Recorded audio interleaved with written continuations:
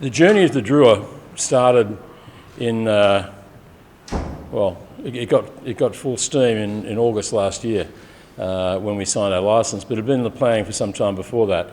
And our expectation originally was that we would play 5 matches annually in Fiji and retain the flexibility of taking 2 to other countries.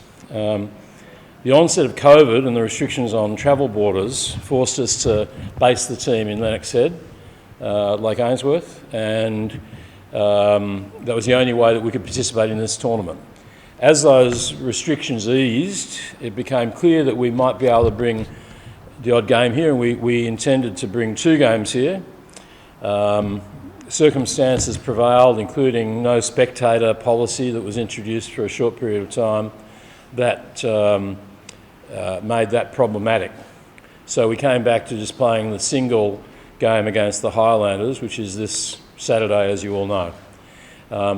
However, for the last month or so, I've been working hard on trying to bring a second game to Fiji, and as you may have read in the newspapers this morning, I'm delighted to announce that we will be playing the Chiefs in round 15 of the tournament, of the competition, on Saturday the 28th of May, with a kick-off of 3 p.m, and that match will be played in Lautoka.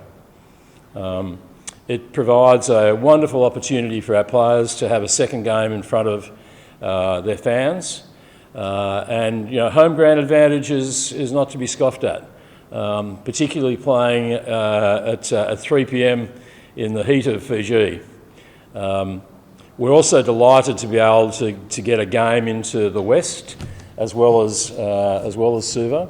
The West has never had a Super Rugby game, previously. They've all been held in Suva, so this is a first for them, and we're simply delighted to be able to announce this second game today. We will be making further announcements probably early next week about logistics and so forth, but for today's purpose we just want to confirm that second match will be played in Fiji, Saturday the 28th of May, 3 p.m. at Churchill Park, Lautoka, where the Swire Shipping Fijian Drua will take on the Chiefs. Look, the cost of bringing the Chiefs here is probably the same as or similar to the cost of taking the Chiefs to where we originally intended to play this game on the Gold Coast in Australia.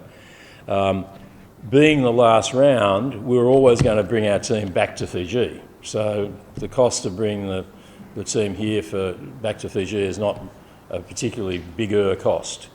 But we do have these significant costs around television production and freight of equipment and bringing the crew we need.